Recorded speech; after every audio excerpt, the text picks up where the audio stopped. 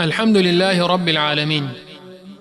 قال العلامة حجة الإسلام أبو جعفر الوراق الطحاوي بمصر رحمه الله: هذا ذكر بيان عقيدة أهل السنة والجماعة على مذهب فقهاء الملة أبي حنيفة النعمان بن ثابت الكوفي، وأبي يوسف يعقوب بن إبراهيم الأنصاري، وأبي عبد الله محمد بن الحسن الشيباني رضوان الله عليهم أجمعين، وما يعتقدون في أصول الدين ويدينون به رب العالمين.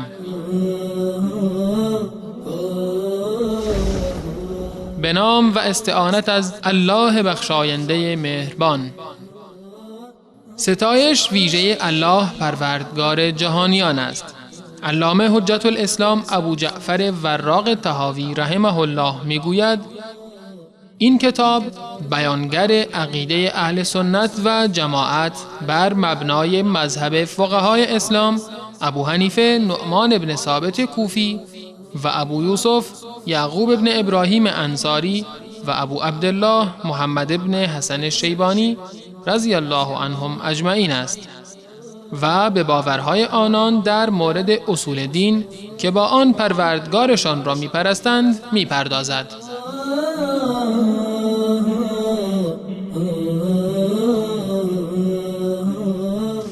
والمعراج حق، وقد أسري بالنبي صلى الله عليه وسلم وعرج بشخصه في اليقظة إلى السماء ثم إلى حيث شاء الله من العلا،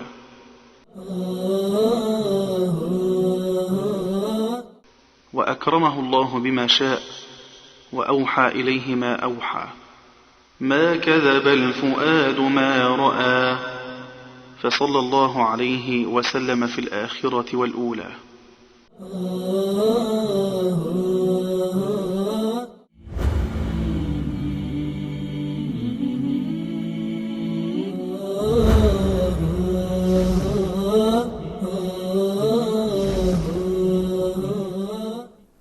الحمد لله رب العالمين، والصلاة والسلام على نبينا محمد وعلى آله وصحبه اجمعین. بینندگان عزیز و ارجمند، السلام علیکم و رحمت الله و برکاته. با برنامه دیگر از سری برنامه‌های شرح عقیده طحاوی در خدمت شما هستم. در برنامه گذشته که خدمت شما عزیزان بودم، مطالبی رو درباره رؤیت الله متعال و نهایتاً این مطلب را که علامه طحاوی رحمت الله علیه اشاره کرده بود و فرموده بودند که در باب رؤیت اصل و روش اهل سنت و الجماعت این هست که هیچ یکی از صفات الله متعال را تعویل نمی کنند. جلسه گذشته را با این مطلب سپری کردیم. در این جلسه انشاءالله میپردازیم به یکی دیگر از نکاتی که علامه طحاوی رحمت الله علیه به عنوان عقیده اهل سنت و الجماعت بیان کرده. ایشان در ادامه مطلب میفرمایند که والمعراج حق، معراج یعنی عروج رسول الله صلی الله علیه و سلم که از زمین به آسمان عروج کرد، این حق و حقیقت هست. ما به معراج رسول الله صلی الله علیه و سلم ایمان داریم. و قد اسری بالنبی صلی الله علیه و سلم، و رسول الله صلی الله علیه و سلم شبانه برده شدند، یعنی حرکت ایشان که به طرف بیت المقدس تشریف بردند و از اونجا عروج کردند به طرف آسمانها، این حرکتی شبانه بود. معراج یکی از معجزات رسول الله صلی الله علیه و سلم هست که اهل سنت و الجماعت بنابر آنچه در قرآن و در احادیث رسول الله صلی الله علیه و سلم وجود دارد و این مطلب بیان شده، به همون کیفیت به معراج رسول الله صلی الله علیه و سلم و مقدمه معراج که اسراء هست ایمان دارند. اسراء را الله متعال در قرآن کریم در سوره اسراء ذکر کرده. اسراء یعنی حرکت شبانه، شب یک جایی رو رفتن. خداوند متعال در این سوره می فرماید سبحان الذي اسرى بعبده لیلا من المسجد الحرام الی المسجد الاقصی، پاک و ستودنی است و منزه هست آن ذاتی که بنده خودش را شبانه از مسجد الحرام تا مسجد الاقصی برد. پس بنابراین اسراء رسول الله صلی الله علیه و سلم، یعنی حرکت ایشان از مکه و از مسجد الحرام تا به مسجد الاقصی در شام، این حرکت شبانه‌ای بود که الله متعال این اتفاق و رخداد را در سوره اسراء مفصلا بیان فرموده. و همان گونه‌ای که عرض کردم، هم اسراء و هم معراج هر دو از معجزات رسول الله صلی الله علیه و سلم هستند که هر دوی این کار و رخداد اتفاقاتی بودند که خارج از توان و خارج از درک بشر هستند. به این خاطر بود که مشرکان مکه زمانی که این خبر را شنیدند و رسول خدا صلی الله علیه و سلم اعلام کرد که من دیشب به اسراء و معراج رفتم، نپذیرفتند این را، بلکه یک بهانه دیگر برایشون مهیا شد و گفتند که ببینید محمد چه حرفهایی میزند، سخنان محمد قابل قبول نیست. مدعی هست که در یک شب از مکه و مسجد الحرام تا مسجد الاقصی رفته. این مسیر مسافت 1 ماه و بیشتر از 1 ماه هست. کاروانهایی که در میان مکه و شام حرکت می کنند، از مسجد الحرام تا مسجد الاقصی می روند، بیشتر از 1 ماه مسافت را باید طی بکنند. اما محمد می گوید که من 1 شبه رفتم.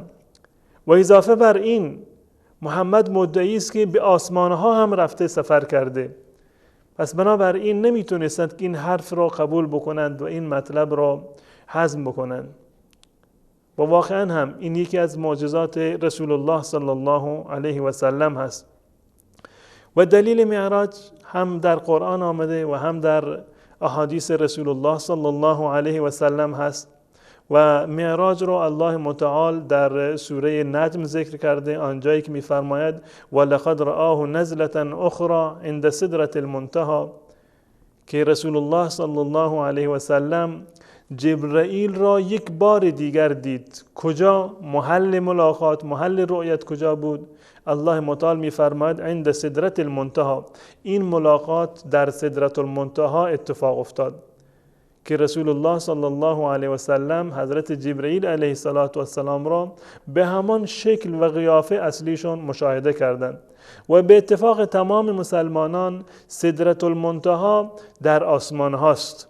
پس بنابراین این آیه که الله متعال می‌فرماید لقد رآه نزلة اخرى عند سدرة المنتهى، این آیه دلیل معراج هست، یعنی این که رسول الله صلی الله علیه و سلم به آسمان ها تشریف بردند، در کنار سدرة المنتهى و در اون مکان با حضرت جبرئیل علیه السلام ملاقاتی را داشتند.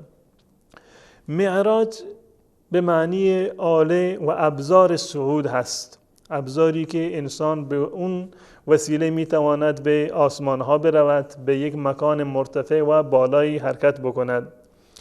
این مطلب و این اصطلاح در آیات قرآن استفاده شده به همین معنا. مثلا الله متعال در سوره معارج آیه 4 میفرماید تعرج الملائکة والروح الیه.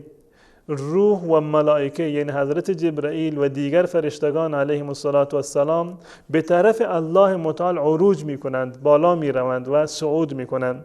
پس بنابراین اسراء به معنی حرکت شبانه هست، از یک جای به جای دیگر حرکت کردن، و معراج آله صعود هست و عروج یعنی رفتن به طرف آسمان ها، که هر دو این مطلب برای رسول الله صلی الله علیه و سلم ثابت هستند.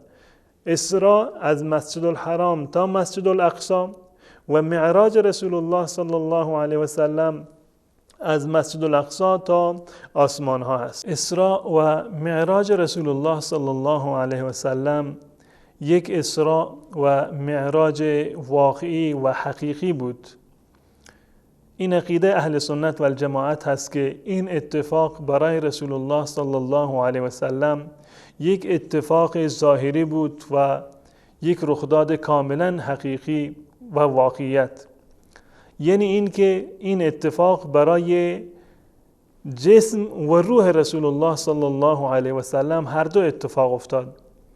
این گونه نبوده که اسراء و معراج رسول الله صلی الله علیه و سلم تنها جسمانی باشد، روحانی نباشد، یا معراج روح باشد و جسد ایشان همراه نباشد، بلکه هم روح بوده و هم جسد.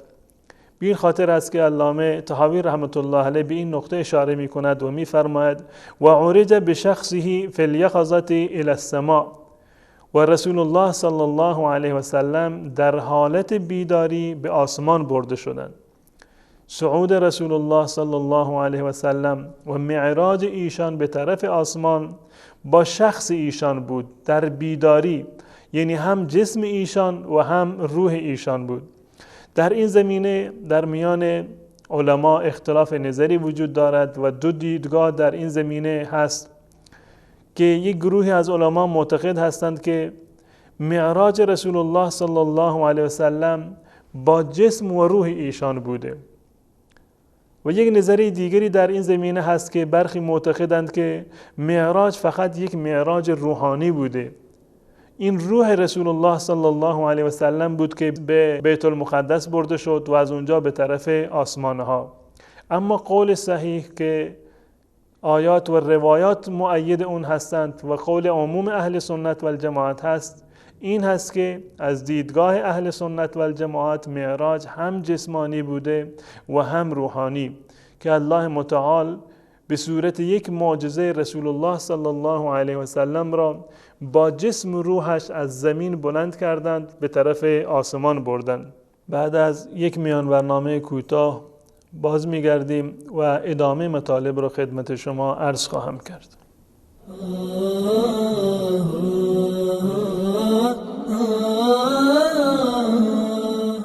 والمعراج حق، وقد أسري بالنبي صلى الله عليه وسلم وعرج بشخصه في اليقظة إلى السماء ثم إلى حيث شاء الله من العلا.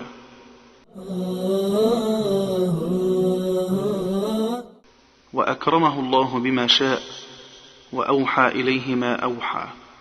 ما كذب الفؤاد ما رأى، فصلى الله عليه وسلم في الآخرة والأولى.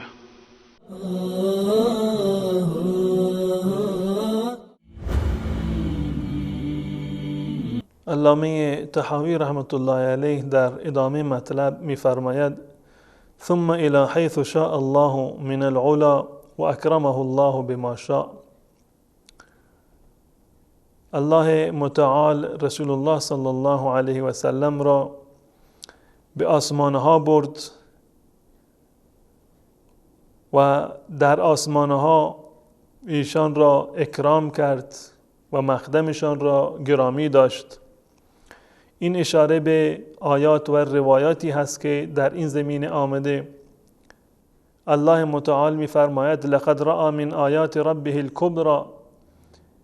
رسول الله صلی الله علیه و سلم در معراج و در آسمانها آیات و نشانه‌های بزرگ الهی را مشاهده فرمودند، نشانه‌های بسیار عظیمی و آیات بس بزرگی را با چشم سر دیدند، مانند بهشت، از بهشت بازدید فرمودند و جهنم را دیدند و حضرت جبرئیل علیه السلام را در شکل و قیافه اصلیشون دیدند و همچنین ایشان سدرة المنتهی را مشاهده کردند، اون گونه‌ای که در حدیث صحیح مسلم آمده که رسول الله صلی الله علیه وسلم در این زمینه می‌فرمایند که ثم ذهب بی الی سدرة المنتهی، و سپس مرا به سدرة المنتهی بردند و اذا ورقها کآذان الفیله و اذا ثمرها کالقلال.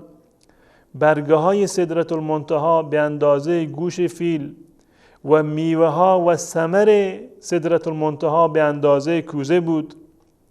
و در ادامه می‌فرمایند که فلما غشیها من امر الله ما غشی، زمانی که سدرة المنتهی متحول شد، امر الهی بر سدرة المنتهی اجرا گشت، سدرة المنتهی وضعیتی دیگر به خود گرفت.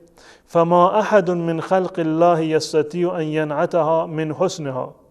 سدرة المنتهی چنان زیبا شد و چنان منظره جالبی پدید آمد که هیچ انسانی توان توصیف اون زیبایی ها را ندارد.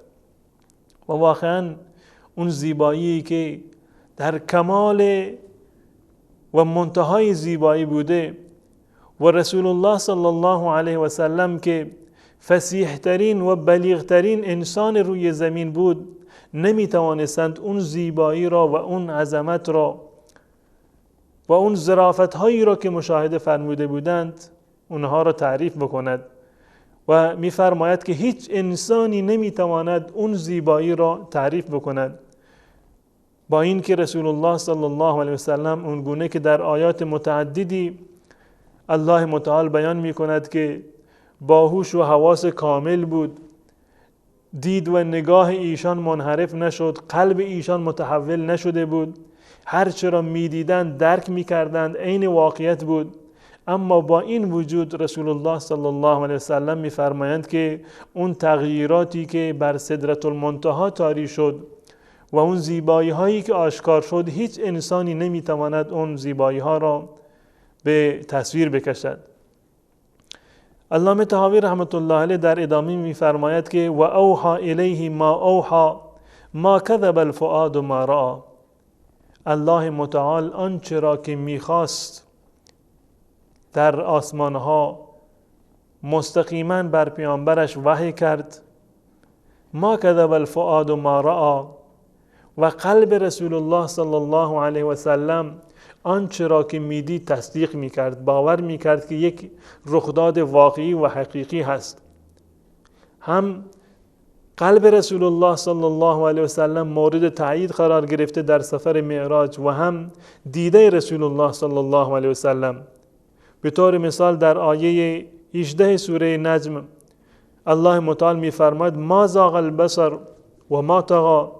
چشم رسول الله صلی الله علیه و سلم منحرف نشد و همچنین قلب ایشان را الله متعال تأیید می کند که با دیده و قلب رسول الله صلی الله علیه و سلم آنچه را می دید درک می کرد، احساس می کرد و این واقعیت را آنگونه که شاید و باید و آنگونه که حقیقت بود ایشون درک می کردن. پس بنابراین اسراء و معراج حق هست و حقیقت هست و برگرفته از آیات قرآن و احادیث رسول الله صلی الله علیه و سلم هست و یکی از مفاد اعتقادی هست که ما مسلمانان باید به آن اعتقاد داشته باشیم و هر کسی که اسراء و معراج رسول الله صلی الله علیه و سلم را تکذیب بکند و باور نداشته باشد در واقع کفر کرده به قرآن و به احادیث رسول الله صلی الله علیه و سلم.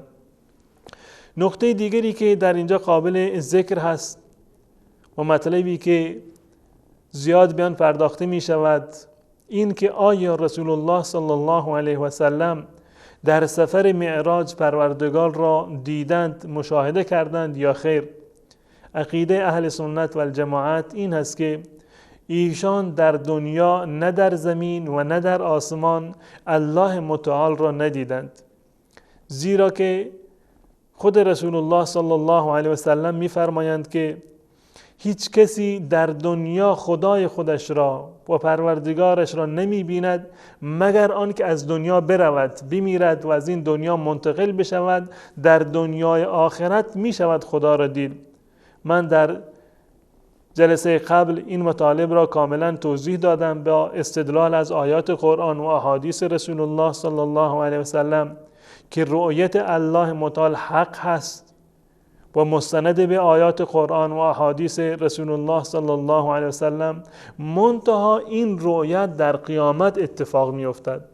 در دنیا با چشم دنیوی هیچ کسی الله متعال را مشاهده نخواهد کرد. در این زمینه دو قول و نظریه وجود دارد. برخی از علما معتقدند که الله متعال در معراج رسول الله صلی الله علیه وسلم را به رؤیت خودش گرامی داشت، منتها این رؤیت قلبی بوده، رؤیت چشم نبوده که با چشم و دیده رسول الله صلی الله علیه و سلم خداوند متعال را ببینند. و نظر حقیقی و رأی و دیدگاه صحیح این هست که حتی در معراج هم رسول الله صلی الله علیه و سلم الله متعال را ندیدند و این رؤیت صورت نگرفته و امکان ندارد که در دنیا نه پیامبر و نه غیر پیامبر الله متعال را در دنیا مشاهده بکنند. در حدیثی که در صحیح مسلم هست رسول الله صلی الله علیه و سلم می‌فرمایند که وَعَلَمُوا أَنَّ أَحَدًا مِنْكُمْ لَنْ يَرَى رَبَّهُ حَتَّى يَمُوتَ. بدانید که هیچ کسی از شما، هیچ فردی از شما پروردگار خودش و الله را نمی بیند مگر این که از دنیا برود. پس بنابراین حتی در شب معراج هم رسول الله صلی الله علیه و سلم پروردگار رو ملاقات نکردند و این نعمت ملاقات پروردگار یک نعمتی هست که هر کسی را که الله متعال بخواهد به این نعمت برساند در روز قیامت و در بهشت اون را به این نعمت و به این فضیلت گرامی خواهد داشت. در آخر این مطلب علامه طحاوی رحمت الله علیه می‌فرماید فصلی الله علیه و سلم فی الاخره والاولی. پس درود الله متعال و سلام الله متعال در دنیا و آخرت بر رسول الله صلی الله علیه و سلم باد. واقعا اون ذاتی که این اندازه گرامی هست و با ارزش و احترام هست نزد الله متعال که ایشان را به آسمان برد و این کرامت ها و فضائل را به ایشان نصیب کرد، شایسته هست که چنین ذاتی مورد ستایش قرار بگیرد که الله متعال رسول الله صلی الله علیه و سلم را ثنایش را و ستایشش را نزد فرشتگانش بیان می کند. فصلی الله علیه، ثنای الله متعال بر رسول الله صلی الله علیه و سلم باد و همچنین درود و سلام من و شما. و این یک وظیفه شرعی هست و یکی از حقوقی هست که رسول الله صلی الله علیه و سلم بر من و شما دارند که بر رسول الله صلی الله علیه و سلم باید سلام و درود بفرستیم. و این سلام و درودی که من و شما میفرستیم در واقع یک دعایی هست و رحمتی هست بر خود من و شما، زیرا که رسول الله صلی الله علیه وسلم میفرمایند که هر کسی که یک بار بر من درود بفرستد فرشتگان الهی 10 بار برایش درود میفرستند و دعای سلامتی و رحمت میکنند. پس بنابراین بیاییم و این وظیفه و حقی را که برگردن من و شما هست در برابر رسول الله صلی الله علیه و سلم این حق را ادا بکنیم و سلام و درودمان همیشه جاری باشد برای رسول الله صلی الله علیه و سلم. تا برنامه دیگر که در خدمت شما خواهم بود و مطلبی دیگر از نکاتی که علامه طحاوی رحمت الله علیه در ادامه ذکر کرده، تمام شما را به الله متعال می سپارم. السلام علیکم و رحمت الله و برکاته.